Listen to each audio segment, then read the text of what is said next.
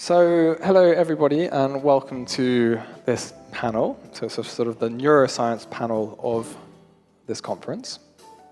So we're very lucky to have four really wonderful panelists, all distinguished in their own right. So we have Ida Momennejad from Microsoft Research, Wolfgang Maass from the University of Graz, we have Yves Marder from Brandeis University, and Constantinople from NYU. So the overall thing we're trying to tackle, we're trying to understand in this panel, is really what are the big open questions in neuroscience? Where should the field be going? What should we be doing that we're not? What should we not be doing that we are doing? And so we're hoping for lots of radical, controversial opinions and sort of lively discussion. So the pressure is really on you guys to make that happen. I'm just going to sit back and do as little as possible. So good luck with that. So what I thought we'd do right at the very beginning, just so everyone gets a bit more understanding of who you guys are and what you do, is just to go one by one in order and tell us a little bit about yourself and what is the research approach that you take. We're starting with Ida. Hi, everyone. My approach combines computational, neuroscientific, cognitive, and sometimes philosophical approaches. I have been obsessed with how memory is organized for, I think, 2 decades professionally and longer just personally.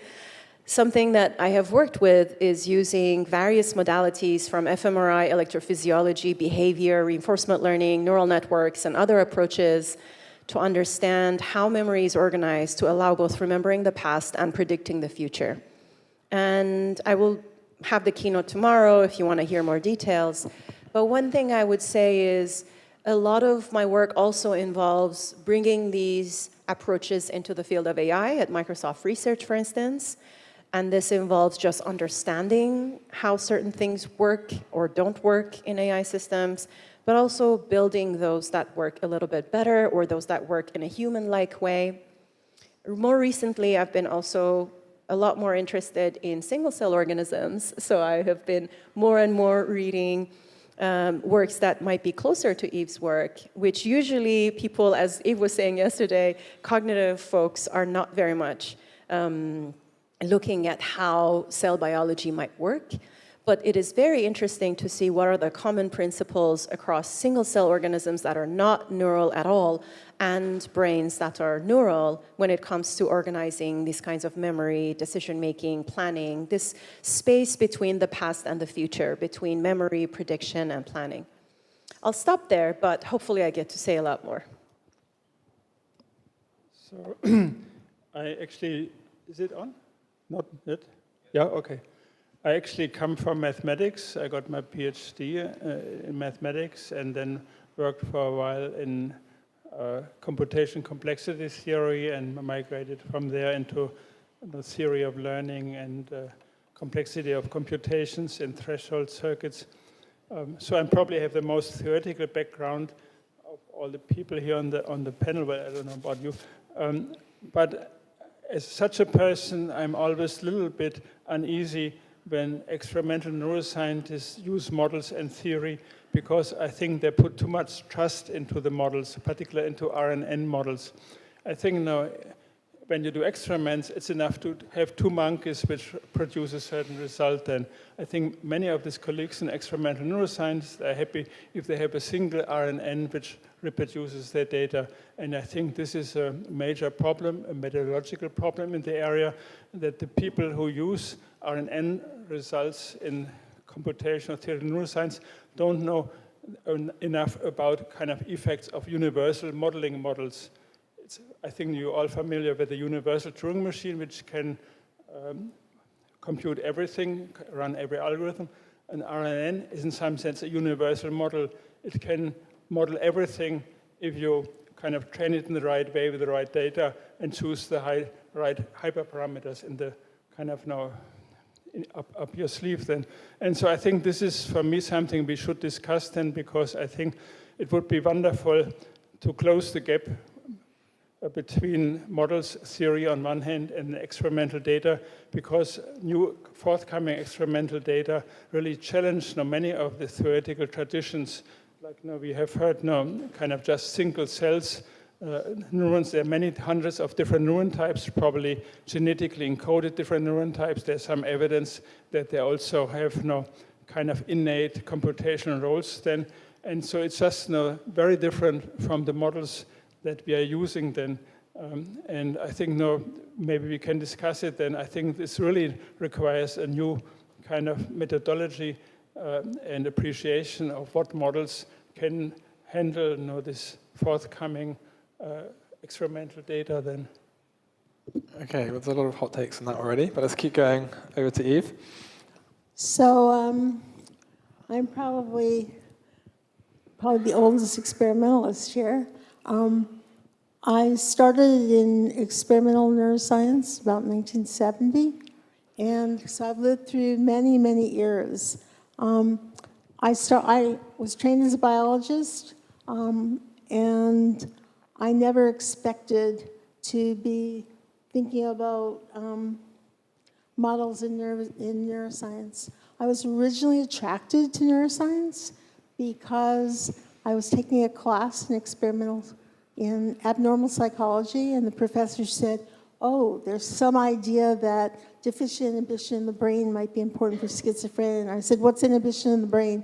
This was 1968. So I went to the library and read everything I could about inhibition in the brain, and there was almost nothing known, so I could.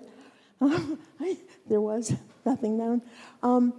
But I became really interested in neurotransmitters, and one of the themes in my career was I've always been mystified by the fact that experimentalists, and actually theorists as well, get trapped in very local minima. So at the time, there were people who were studying serotonin, and different people were studying glutamate, and different people were studying acetylcholine, and different people were studying norepinephrine.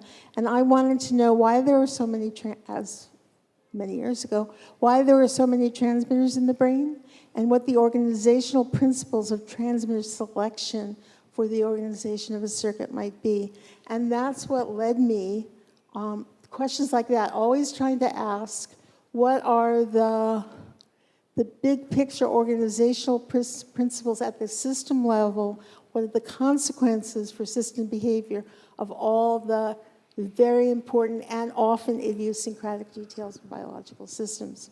So over the years, I've studied how circuits work. When we started building models, and it became very clear that every single model that we built that was based on experimental data was very fragile, and it was fragile in ways that made me crazy, because all those first models were fragile to perturbations of the currents that we couldn't measure well. And so that led us to develop the first models of cellular homeostasis, which deals with the problem of every cell has to constantly rebuild itself. So every neuron in your brain has rebuilt itself thousands and thousands of times. And so there's the question of how you maintain cellular stability, network stability in the face of constant turnover of components. And I like to say that if you told someone building a 747 that you had to change out every part while the plane was in the air, they'd get really nervous. Well, that's what you are all doing. So that work on homeostasis led us to almost a random observation of the animal-to-animal variability that we see. So today, we never build single models. We always build families of models, and we design them often to be degenerate, just the way your neurons are degenerate, because in the process of studying 100 or 1,000 degenerate models that are doing somewhat very similar things, you could ask what, again, are the organizational principles and what seems to matter for what across that individual variability. Now, most recently, that led us, and actually, this is a really nice, I'll tell you one last story. When I started 20 years ago, we started talking about multiple solutions. I would talk to groups of people, including physicists, And they always said, there can't be multiple solutions because everybody knows that biology is optimal. And I'd look at the physicist in the room and say, since when are you optimal? And that would usually make everybody laugh, and it would end that conversation. But what they pointed out was that every perturbation that you do to an animal will be different depending on what the underlying parameters are. And that led us, inevitably, by a whole variety of strange routes, to studying the effects of temperature on the nervous system, and today to studying the effects of climate change. So if I have one piece of advice to all of you young people in the room, we are mining data that we collected 25 and 30 years ago. We have all those data. And so we can look at the lack of stationarity of the ocean and its influence on the nervous system, because I am compulsive and I insisted that every lab notebook be maintained and all data be maintained. So do me a favor. I don't care what you do. Keep good notebooks. I don't care what kind of notebooks, but every piece of data and every model you build should be readable by you and somebody else in 30 years. Well, I don't know how to follow that. Hi, I'm Christine. I just gave the talk this morning, so I feel like you have a sense of like what my approaches are. I was trained as an experimentalist and electrophysiologist, and my lab is interested in how neural circuits perform cognitive computations, and it's possible that that is too ambitious a goal and we will fail, but I think it's interesting, and so it's worth kind of trying to figure it out. Okay, super, thank you very much. So we've heard a little bit about the panelists' past and how they approach things. I guess now I'm particularly interested in what they think about the future and the future of neuroscience. And so we're going to go one by one, starting with Ida, and just have a few sentences, 1 or 2 minutes about what do you think in neuroscience in the big, broader scale. What do you think that, sorry, when I say big, broader scale, what do you think are the big things that we should be doing? Okay. The big things that we should start doing, that we should stop doing, and we can start with Wolfgang then. Right. So, well, I started a little bit to talk about now education about deficits of models, and right. And I bet, for example, maybe you experimenters can try it out. You have some PhD student who does the modeling in your lab. Tell him first, this is our data, model them. Then once they've done this, tell them, actually, I was wrong, the data are just the opposite. And I bet the student will come back 2 weeks later and also model this opposite data, right? So this should really tell you in a concrete example that modeling is uncertain then, right? And to trust the model requires quite a bit. And I think one becomes particularly skeptical if you look at the currently available data which we have actually about real brains. From the Allen Institute and several other large-scale efforts, we know now about the hundreds of different neuron types in the cortex, particularly in layer 2-3. There are hundreds of different types of pyramidal cells. I think no evidence suggests that each of them have their own kind of preferential connection probably to other neurons. Then they probably have all their individual types of synaptic plasticity rules. This is what experts like Jesper Sjöström suggest and have published. And I think this is, but on the other hand, we don't know all the details about this. We know only kind of very small fraction of this rich data. And so I think at the moment, the problem simply exists to take into account that this complexity is there, but we don't know the details of this complex structure.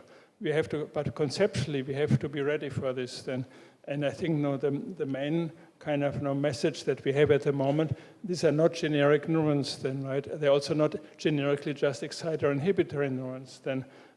And so therefore, I think one can at least productively think about them a little bit more, that the neural circuit in the neocortex is a bit more similar to CPU or GPU, which is really an engineered circuit then, engineered by the genetic code, evolution in the end.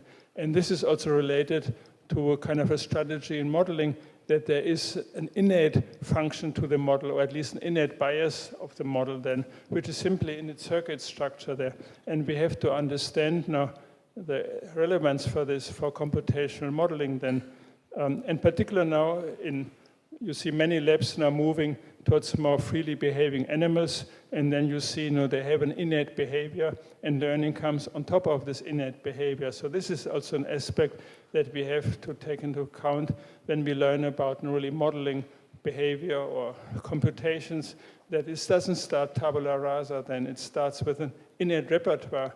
And as you probably know, there are a number of data which suggest that cortex is not even needed by a rodent, right? No, it's only needed for certain particular tasks, but there are data on rodents without cortex, functional cortex, that they can also do many behaviors there. And so this is probably to a large extent innate behavior. So we have to get an understanding of this basis of behavior, and I think this understanding may have also important implications for AI, because for a robot, we also want to have that it has a basic behavior. For example, it doesn't hit people or something like this, then, right? And we have trouble putting this in through training also. So therefore, we need this built-in kind of bias towards certain innate behaviors or non-behaviors, then, in order to understand also how we can port this into AI then.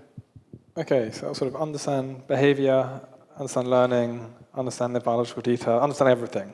Okay, and how about Eve? So I'd like to make a couple of observations about the interactions between theory of all kinds and experimental work. And I would say the worst thing you can do is go to an experimentalist and say, give me your data.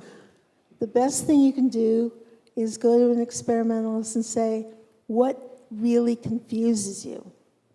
Every good experimentalist is working on a problem they find really interesting and that somewhere they find deeply mystifying.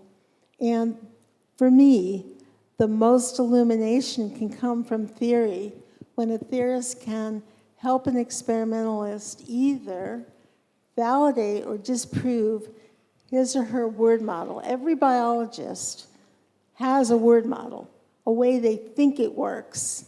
Sometimes those word models turn out to be close to right, and sometimes they can't work. If you start and actually put them into a machine and try and make it work, it can't work that way. And that's because all of the nonlinearities, et cetera, in biological systems. So if you want to do really interesting theory, ask experimentalists what they don't understand. They're smart. They've been looking at the animals. They've been looking at their preparations. That's number one. And number two, and don't just assume. 20 years ago, people used to say, oh, just give me some data and I'll model it or I'll analyze it. And I'll say, doesn't it matter where it comes from? They say, no, we don't care. And I'd say, what do you mean you don't care? So it matters deeply what it comes from. And the problem with just taking data that you find that's posted is unless you really understand how and why it was collected in the way it is, you'll generate nonsense. And there's enough nonsense in the world not to add to it. Okay, thank you, Eve. Okay, so the question is, what do I want the field to do better? Is that? Question is, what are the big open questions in neuroscience? What should we be doing that we're not? What should we stop doing that we are? I see. What should we be doing that we're not? Okay, so I feel like I have a number of interrelated thoughts, and it relates in particular to kind of the things that my lab cares about, which is studies of rodent cognition, although I think this also applies broadly to all animal cognition. I think it's really important to be super skeptical of what your animals are actually doing and deeply terrified that they're not doing what you think they're doing, and so terrified that you have to spend a lot of energy and time and effort convincing yourself and others that they're doing what you think they're doing. And I think that we would all benefit from more fear and skepticism. And I think that it's important because it also allows you to make stronger interpretations about not just brain areas that relate to behavior, but the computations they perform. If you understand the computations that are driving animal behavior, then you can relate those computations to neural activity in brain tissue. as opposed to just saying if I inactivate this area, behavior is impaired. But why and how is it impaired? And so just briefly to tell a story about this, we had published a paper that was about the behavior, and we had done all of this work showing that we thought that our expert rats were doing state inference. And then we did all these recordings in the expert rats, and we thought that we had neural correlates of inferred states, and I gave talks for 2 years about how we had these neural correlates of inferred states. And then me and the graduate student, Shannon Schierick, were like, what's a control experiment that would really nail this down? It would be recording in naive rats that have never seen the blocks before. And so we should do that. And so we did that, and the neural correlate of inferred states was also present in those rats. And so what that meant was that our previous neural measure was not a sufficiently rigorous statistic that was able to kind of diagnose differences in strategies. And it also happened to be the case that the naive rats were doing something that was actually quite sophisticated that we hadn't anticipated, that was also producing, it was a different computation, but it was also producing neural dynamics that reflected the inferred states. And so it took us a couple years to figure out what was going on, and it was very stressful. And when I was in the middle of it, and we hadn't figured it out yet, I had a very senior faculty whom I deeply admire come and visit NYU, and I was telling him about this, and he was like, Christine, maybe your expert rats aren't actually doing inference. And I felt like a gut punch. It was like terrifying, right? And so I lost sleep for several days. But we decided to take it really seriously because that is the alternative hypothesis, right? And now that we're on the other side of it, I'm glad that we did the control experiment because we didn't publish this kind of sloppy, non-diagnostic neural indicator of state inference. But hearing that from this person that I admire was a really useful thing that I will try to remember throughout my career. It's like, well, what if the thing that you feel pretty confident that you have demonstrated behavior, like what if you're wrong about that, right? So I think just having that what if about our animals' behavior is a really useful thing.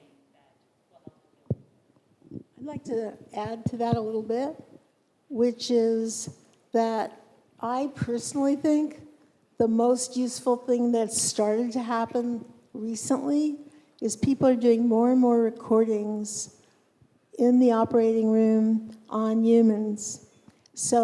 And they're also working more and more on human slices. So remember, unlike the rat, which you can't speak to in English and say, do this task the way I want you to, you have to basically train them and you hope that they're doing what you think they're doing. You can say to a human, pick up the block when it's red and don't pick it up when it's white, and chances are they'll understand the instructions and be able to show you that. So any number of neurosurgeons now are working with neurophysiologists to try and get recordings in the human brain during either cancer surgeries or epilepsy surgeries. And those data are going to be very precious as we start trying to connect the kinds of data that we're getting in rodents with what's going on. Now, to be a cautionary tale, just to continue with the monkeys, many years ago I asked Bill Newsom why he insisted that you always have 2 monkeys in a monkey study. And he said, well, you have to make sure that you're not seeing something that's idiosyncratic. And I said, well, do you always train the 2 monkeys the same way? And he said, no. Oftentimes, we can't use the same exact training paradigm for 2 monkeys because they have a lot of individuality in the way they learn. And I said, well, why do you think they're learning the same thing then? And he said, well, they're doing the same task. So I think you should just remember that. The only people who will actually understand you if you speak to them are humans. And so the paucity of human data, I think, is holding us back a lot. Ida. So thanks to everyone. I can go a little bit more high level, I hope. I want to say I have an anthropological observation of the different subfields of neuroscience and cognitive science in general. You have a branch that is everything is an RNN, and mostly using RNN as the tool of observing or projecting, perhaps, what are the structures we can discover. Then you have other folks for whom everything might be RL. You have other folks for whom everything is computation. Then you have folks who are exclusively focused on biology. I was very surprised to learn some folks don't even use any kind of computation when I was at Princeton, but then I was realizing, oh, that's a great thing, actually, why not? Then there are folks who ignore behavior. Then there are folks who only work on behavior. And something that I think might be important is to adopt something of a sort of a bit of a theoretical Rubik's Cube where you can train yourself to see the different perspectives. I think we do not try as much as we should to understand each other's perspective. And here I'm going to borrow something from Daniel Dennett, who said, you need to be understanding others so well that you can explain their perspective in such a way that they say, oh, I wish I said it like that myself, before offering critique. And also before offering critique, even saying, what did I learn from that perspective that is yours? I think this will really allow disagreement to be more generative in the field of neuroscience and cross-pollination in general. Another thing I want to say, in spite of the fact that I'm a very heavy AI user and very computational person, I kind of might even have this kind of almost mystical sense that math is the language of us understanding nature, etc. But at the same time, do not AI everything. I think there is this kind of a unfortunate move of money towards the directions where you can justify some kind of an application in AI or some kind of a use of an AI. I hope not everyone goes in that direction, because there are so many valuable approaches in neuroscience that do not need to necessarily have anything to do with AI. And I think it's important for at least some proportion of neuroscientists to really focus on what we started off caring about, which is how do brains work. And finally, I want to say, and in that direction, I also want to say, maybe under the first one, do not ignore previous work in the field that you are using. So if you're working on the prefrontal cortex or hippocampus, which are some fields that I work in, it's important to look at what were the theories and models that were there before you understand them well when you're proposing something new. In the machine learning field, their memory is their short-term memory is very small. So you see papers, mostly citing papers from the past couple of years. And then maybe a couple of papers that are from the 70s or 90s get a lot of citations, but a lot of work goes uncited and unappreciated. I think in neuroscience we do better, but I think we can do even better. So if you're doing some work on a theoretical model of PFC, it's helpful not to strawman the kind of models that exist and really look deeply into them. Yeah, and finally, I think we are due for a paradigm shift in how we view intelligence, minds, neuroscience. We have had a bit of a kind of a, let's say, mammal-centric, I don't want to say human-centric, view of cognition, of intelligence, and I think it would be great to include some of the work that Eve is one of the pioneers in, notions of homeostasis and other things that models actually don't have. We could model it, but they don't need it to survive, so to speak. We would have to do extra work in order to have a model that has to account for homeostasis as well as cognition. And I think we don't do that enough. We don't have this crosstalk between cellular level activities that happen in living organisms and our abstracted ideas of cognition and intelligence, that we think it's only things that can be computable, it's only things that our computational models can sort of capture, and somehow we end up rewarding humans and animals or studying them only in tasks that apply to our models. That shrinks the kinds of tasks that we look at, that shrinks the kinds of explanations that we come up with. So yeah, so those three things for me. Okay, many thanks. So thank you very much. That was a very high level, almost what should we be doing as neuroscientists, as a society, and how we should talk with each other and so on. I wonder if you had any insights or hot takes, what might be at a more precise, specific of the actual, of the science, what are the frontiers that we should really be pushing? Should we hold back on some? And I guess this is a conference trying to understand the neural mechanics of intelligence. Like, are there some things we don't need to study if we want to understanding intelligence? Are there some things that we should be doing and so on? I don't know if anyone had any views on that.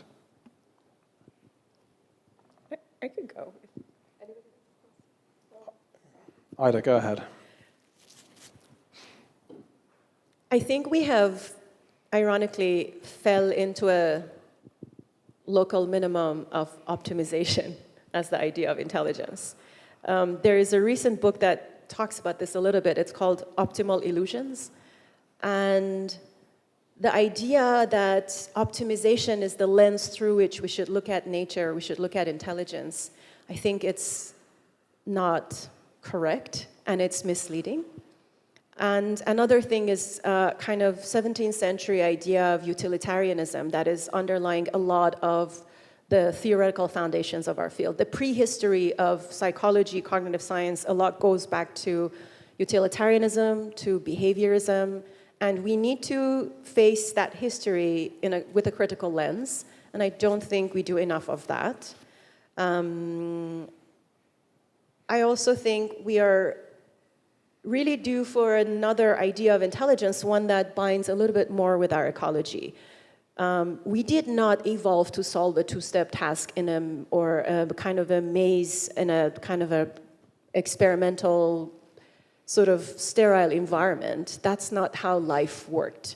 The kinds of problems we solved were in interaction with various ecological niches.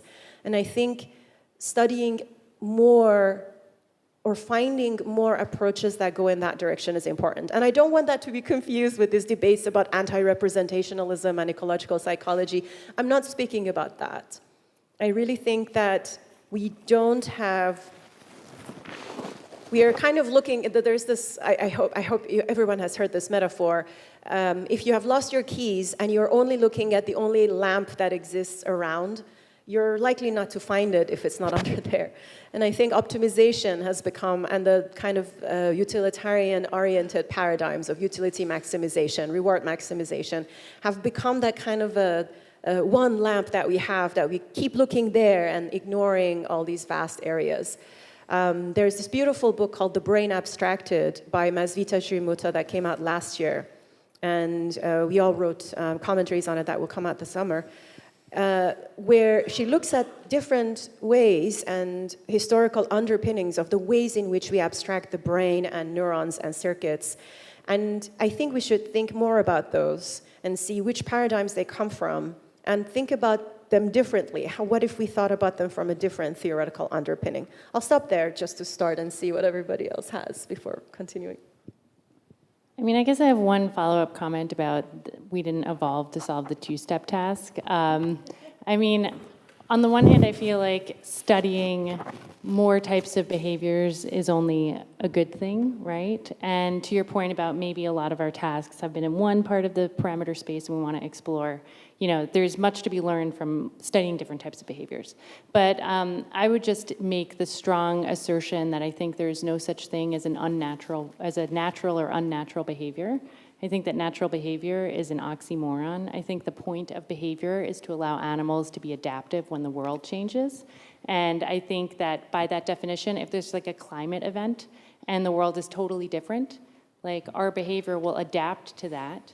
And so that's the point of behavior, that's the point of having a brain. And so I don't think that there is, you know, actually this idea that we need to study only ecologically valid behaviors. I just don't buy. I think that everything that I do is actually quite unnatural. Just a small response to that. I did not say let's only study ecological. I know. Also, I have papers with two-step tasks, so yeah. Just to be clear. Yeah. But I'd like to add a little history to this.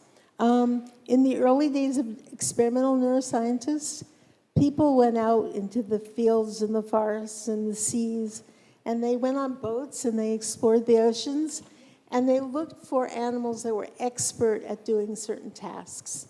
So they found wasps that were extraordinarily good at hearing things. They found that bats could echolocate.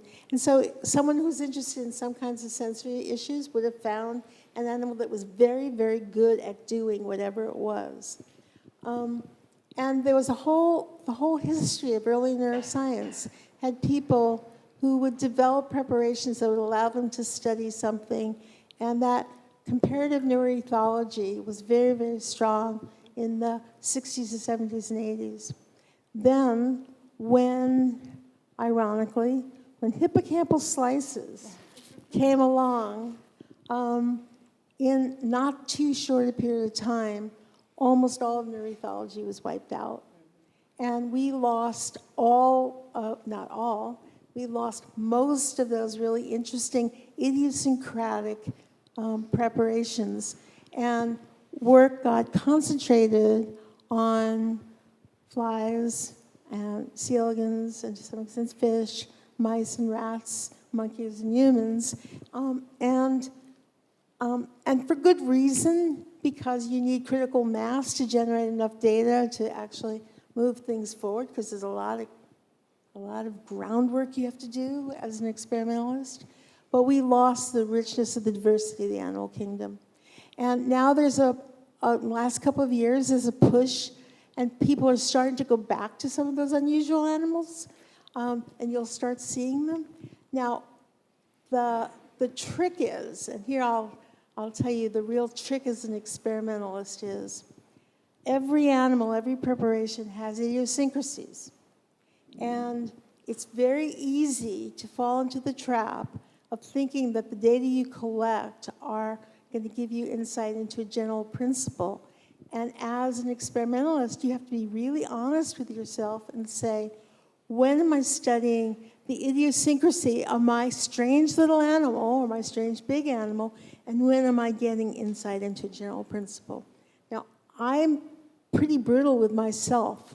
If you say, what's the question I really am most self-consciously aware of, it's trying to keep track of what we find is likely to be general and what we find is likely to be peculiar to the crab or the lobster that we study. And I think not enough people do that. And certainly the mouse people don't do that. And I would say as neuroscience that we suffer a lot by that failure. I'm just going to make an observation. I guess we're half an hour into thinking about what are the big open problems of neuroscience, and I haven't really heard anything about like the nuts and bolts of actual neuroscience, things about at the level of neurons, the modeling of the neurons, thinking about cell types, brain areas. It's been very much about behavior, so that's sort of implying that you think the big problems are the types of tasks that we're doing, the sort of the more meta level of the science, as opposed to what are the real frontier problems in, per se, of actually understanding the neuroscience itself. I want to address one point, which is a more practical matter. I think now meetings like this really do advance our science of understanding the brain and creating a culture and also educational kind of paradigms then, because I think this is one of a few rare meetings where you see actually that people from AI are put together with people from neuroscience, even though hardcore experimental neuroscientists. And one sees also, I think this shapes the types of work that and data that are presented, because most of the neuroscience talk, they talked about different brain areas, also subcortical areas. They're addressed really in vivo data, they addressed behavior. And so this is not, I think, always the place then. I think there are many other big conferences also in computational neuroscience where working memory is the holy grail then, right? Now to have a model which produces working memory. And I think this is really an example for a misunderstanding of computational challenges, because of course brains need working memories, but also you wouldn't understand your laptop software if you would just know it has certain memory tools in there, right? So it's really important to understand algorithms and learning algorithms there. And this more holistic aspect is something that I find really important here. And I find now in this combination with people from AI, I would find it especially important, which also you have addressed, that I do think that brains actually have found a different solution towards intelligence than current AI methods there. And I think we should really consciously address what is then the different way of thinking about or producing intelligence. For example, I personally think that it's not very likely that brains use stochastic gradient descent. I think the data point more towards that brains build special data structures like cognitive maps or orthogonal representations, which then make certain learning steps very easy. You can, in shallow networks, you can learn something actually also with relatively few trials there. So I think there isn't signs that there is an alternative way of creating intelligence, and we should grasp it. And then also, I think this will be more productive than if we then combine this with LLMs, because then we have insight about tools which LLMs may not yet have then, and we can bring them into this AI world. Can I follow up on your question about like data analysis or neural?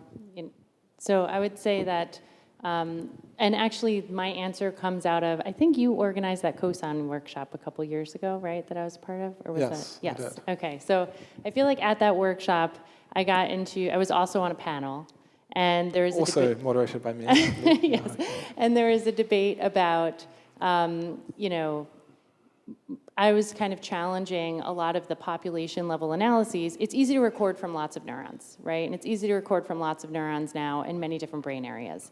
And when people do things like decode information from all of the neurons they record from, there's an implicit assumption there that the downstream reader is uniformly sampling from that entire population. And that is just an empirical question, right? It is unclear.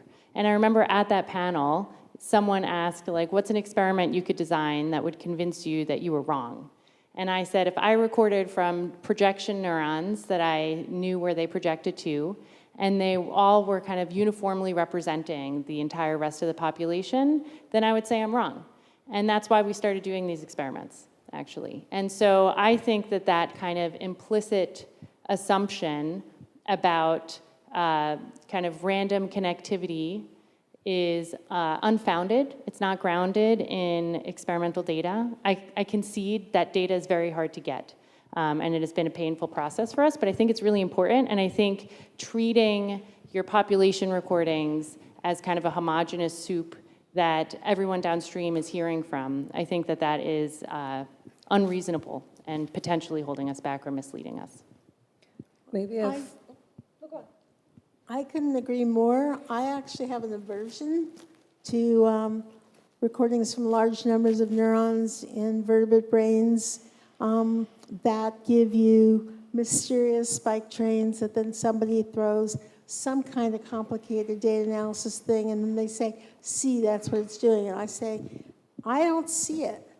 I mean, how do I know that you haven't created something that actually has nothing to do with what the brain is doing? So I work on a small nervous system because I know what it does.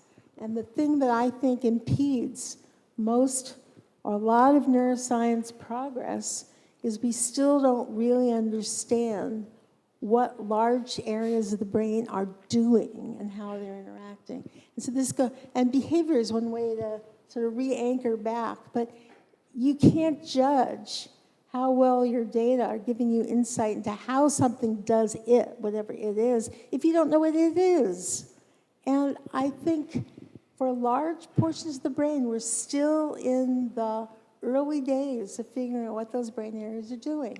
And so that's why I don't work on them. If I don't know what it's doing, how can I know if I'm getting insight into how it's doing it? And I get really upset when someone shows me something and I can't see in the raw traces some evidence of that. Sometimes, someone will show you recordings from 200 neurons and you can actually see what they're saying in the raw traces, and sometimes it's completely invisible. And if it's invisible, then how do I know it's in the data or in the algorithm? So that's just before Ida. So you're saying then that our final understanding of the brain needs to be essentially at a single neuron level. We need to be able to say this neuron is doing that and so on. No, I'm not saying that at all. I'm sure that some regions of the brain require cooperative behavior from many neurons, but I need to be able to see it somehow in the raw data.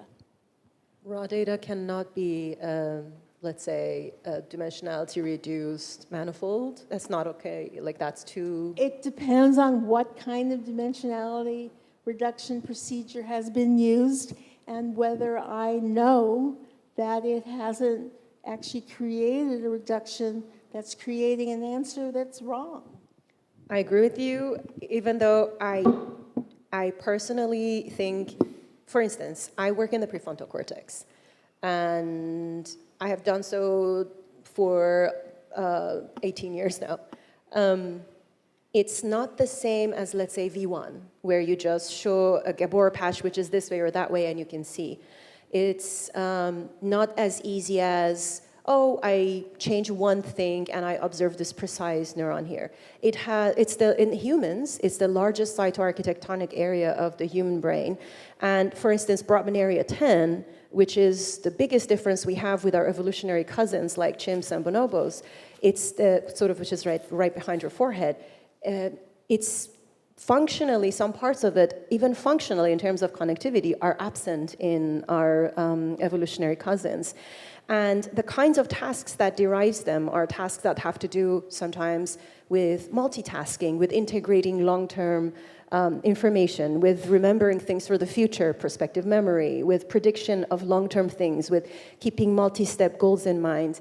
And interestingly, those kinds of tasks and those kinds of measurements to make those inferences might not be as kind of easy as, let's say, dopamine neurons in the striatum with reward, or V1 neurons with gradients, so to speak. But that being said, I do agree with you, and I want to add a new trend that is emerging right now. Because at the frontier of neuroscience, there are a lot of labs that are generating giant amounts of recording from neurons, very large data. And one of the things that people are proposing more and more is to get a very large transformer and just train it on all of these neural data that we have, and then look at the kinds of embeddings that it generates, and in that identify those structures. Even though I think there is something to be learned there, I agree with you, the critique that you're offering definitely applies there, which is, how do we know what exactly these embeddings are telling us? And the things that we infer based on these embeddings, maybe they generate hypotheses that need to be tested again with experiments, like you said, that are more fine-grained.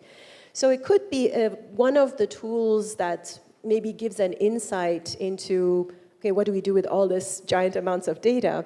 But I agree with you that it adds these challenges of how do you interpret this, how do you tailor it down, how do you tie it down to actually what happens in brains. Especially if people using those methods don't really understand them. Exactly.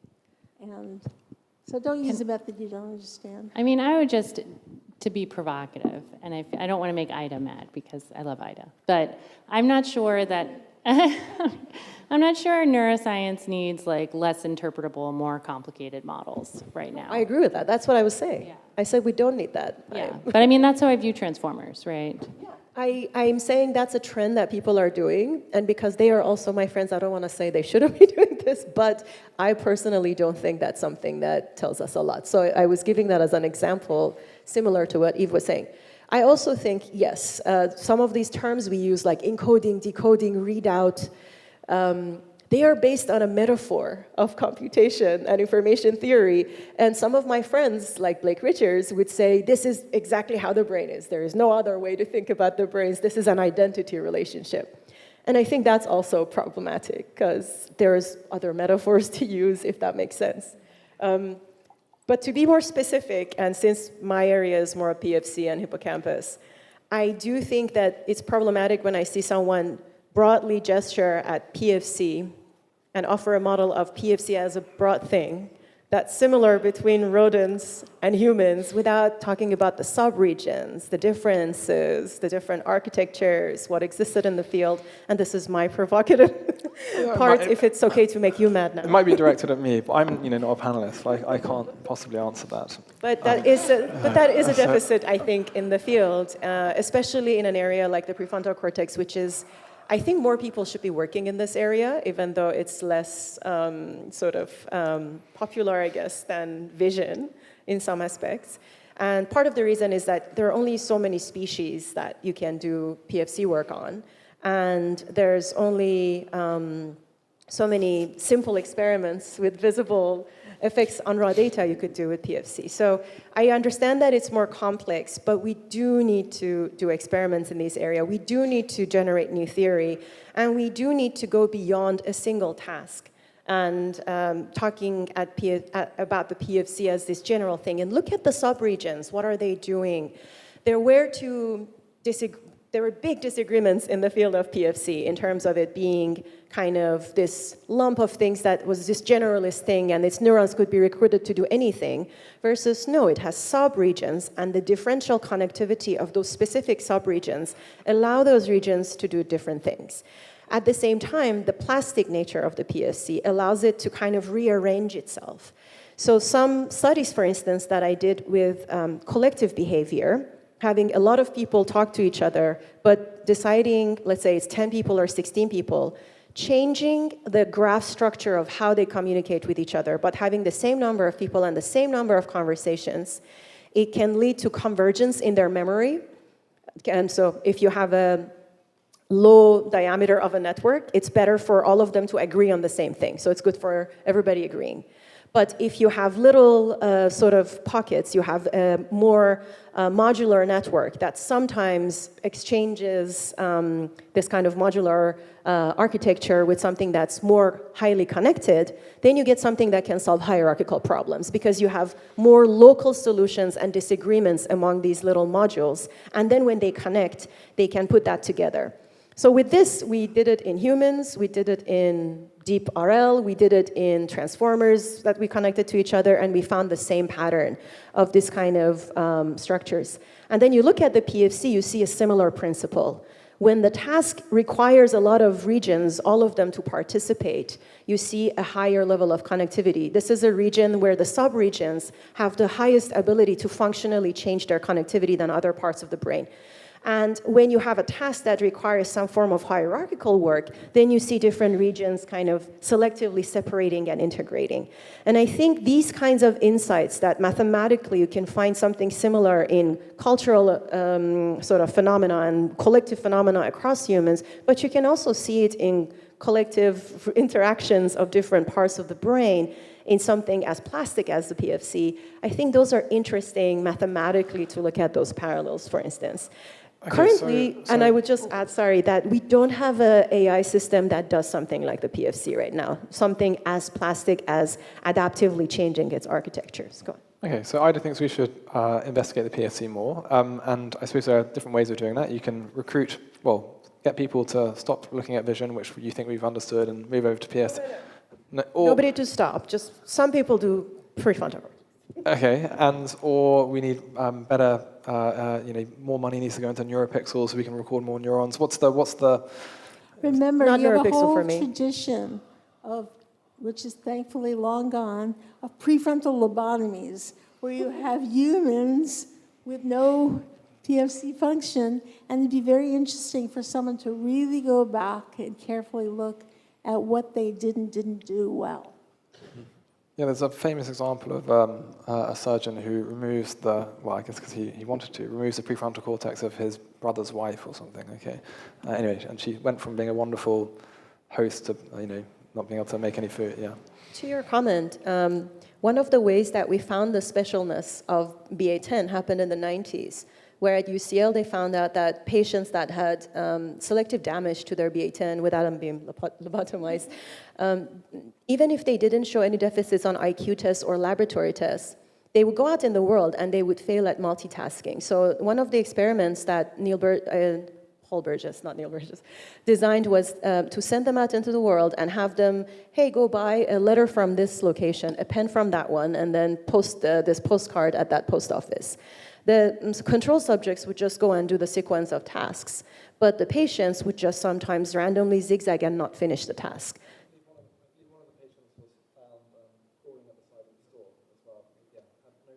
Sort of sequence these events.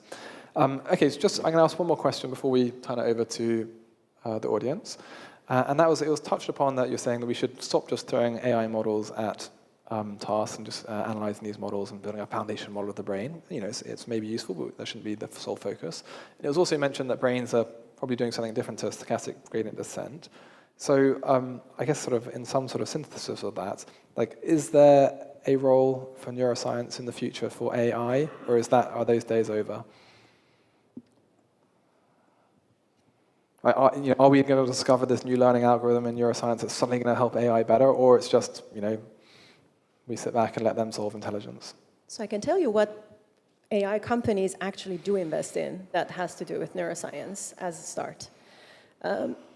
They do invest in things that might not even work.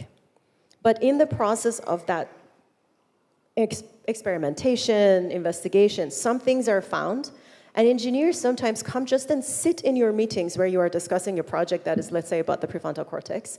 And then they take some notes, and then they go and do something, and they say, hey, inspired by something you said, I made a product. Is that about the brain? No.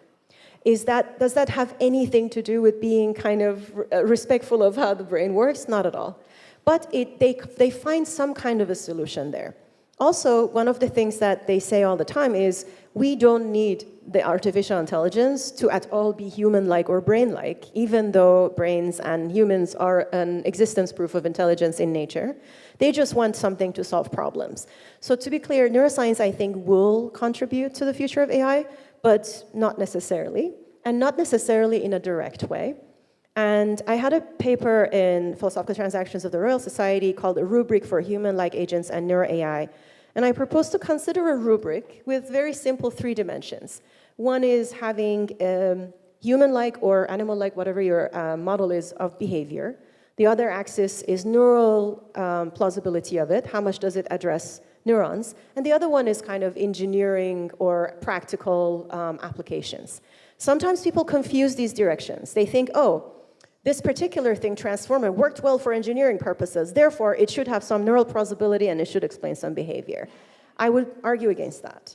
Some people would say, oh, for instance, convolutional neural networks, they captured some things about some layers in the visual cortex. But you actually look at their behaviors in adversarial examples, and they are terrible. So this is not clearly a good model of, I understand that that might be controversial, of vision. Or you find something that captures behavior, a lot of Bayesian methods are like that, but they have no grounding that would capture the neural theory, for instance.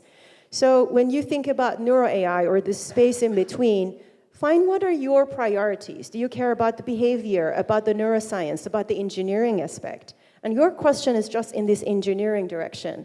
And that engineering direction, you can make advances there with some inspiration without actually making advances in the neuroplausibility axis or in the animal-like or human-like behavior axis.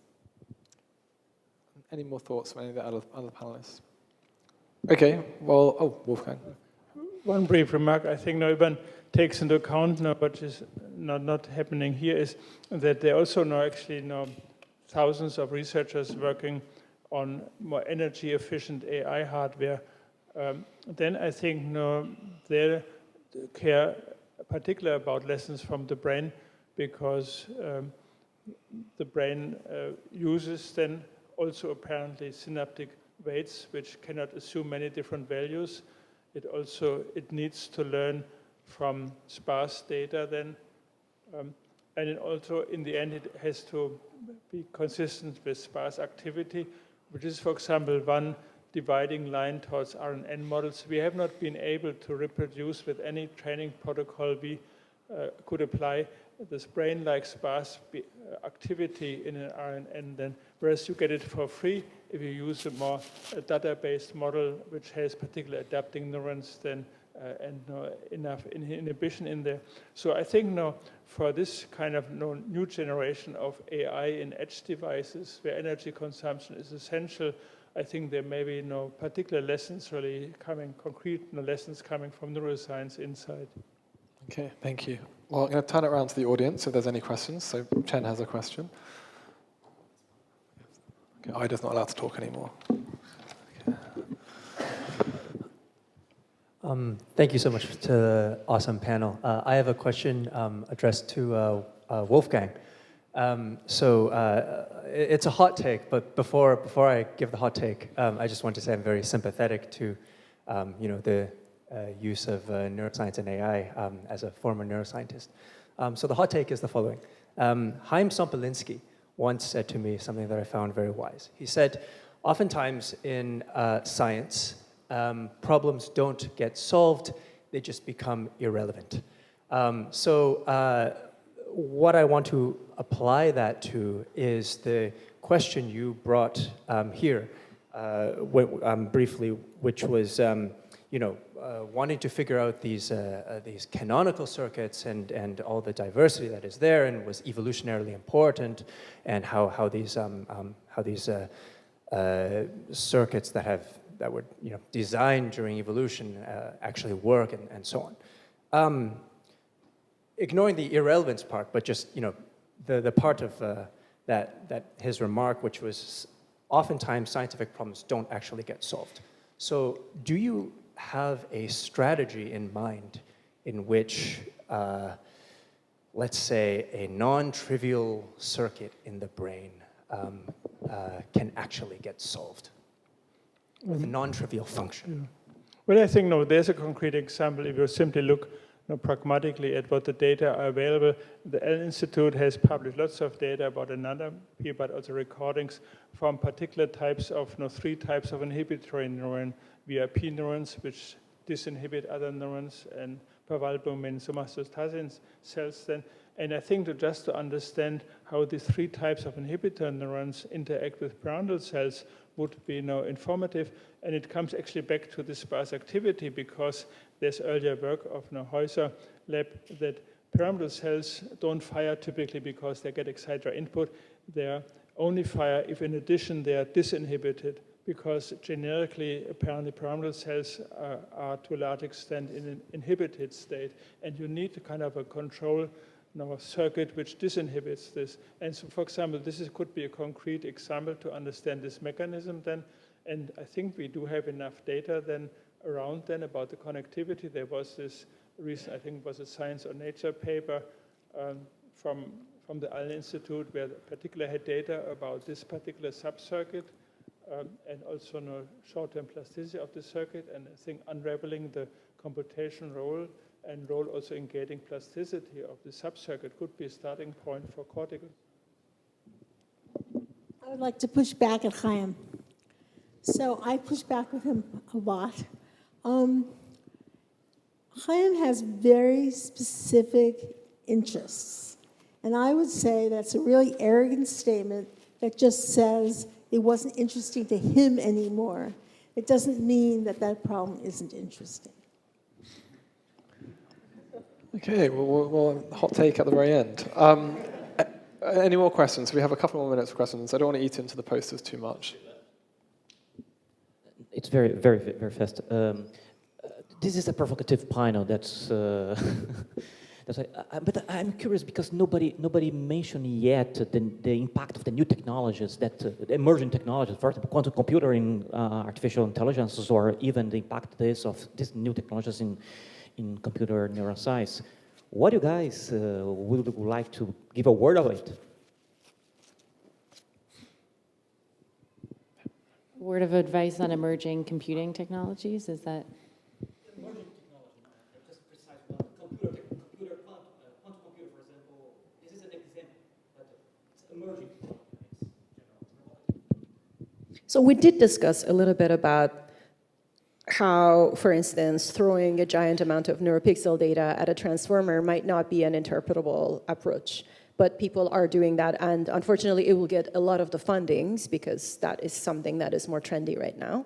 And it's okay if some people wanted to do it, but unfortunately because it's a kind of a winner-take-all situation and limited resources, it would be helpful as a field to figure out not everybody to do that at least. So it would limit it, in my opinion. Quantum computing, I'm not sure how it would be helpful for neuroscience in your view. But I would be curious to hear what others think.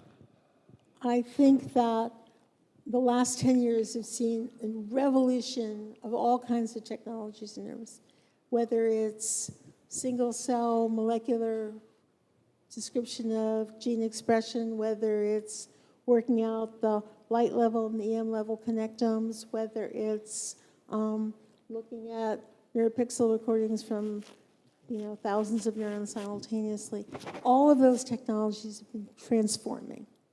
They've been remarkable. They have caused revolutions in what neuroscientists can do. And I would guess that 90% of many uses of some of those technologies will turn out to be garbage. I mean, I think 10% will be revolutionary.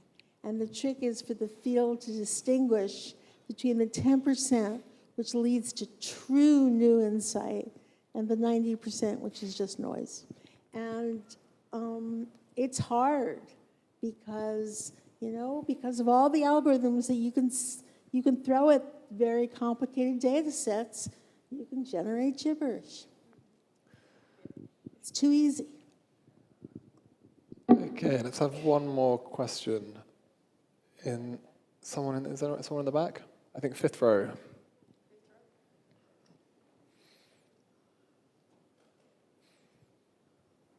Hi, yeah, thanks.